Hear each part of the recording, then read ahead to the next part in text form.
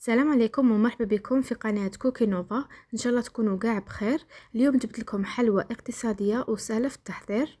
راح نعطيكم فكرة حتى تستغلوا بياض البيض اذا كان متوفر عندكم. تجي بزاف بلينا. راح نحضروها بلا فرينة وبلا خميرة الحلويات.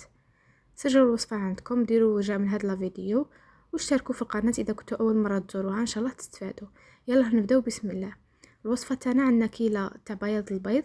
عبرت بهذا الفنجان الصغير، نتوما تقدروا تعبروا بالكاس. طلعت بياض البيض مع رشه تاع الملح واحد 2 دقائق.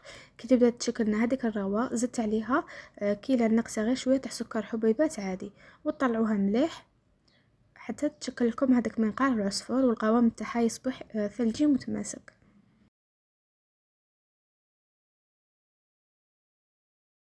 نزيد عليها كيلة معمرة مليح تاع بسكوي مطحون. استعملت بسكوي بيمو.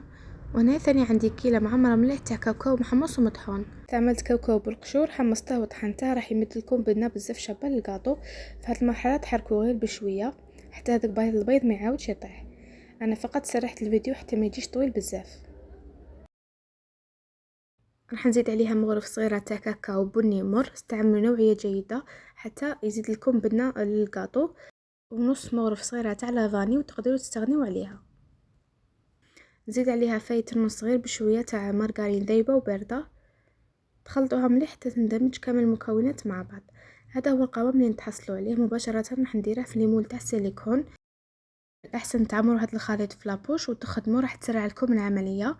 في هذه المرحله شعلت الفرن حتى يسخن مليح هكا حتى كي تدخلوها طيب لكم بالخف، ولازم تطيب على نار قليله حتى ما تنحرقش. ديروا هذه الحركه حتى تخرجوا كاع هذاك الهواء. اقل من 10 دقائق راح تكون طايبه. هذا هو البنات الشكل تاعها بعد ما تطيب. لازم تخلوها تبرد مليح ومن بعد تنزعوها من المول. تزيد راح ندير مربى والكاوكاو. تقدروا تغطسوها في الشوكولا وترمدوها يا اما في الكاوكاو ولا جوز الهند، ولا تكلاسوها بالشوكولا عادي وتزينوها من الفوق. تجي بزاف بنينه. نتمنى انكم تجربوها ونتلاقاو في فيديو جديد باذن الله. مع السلامه.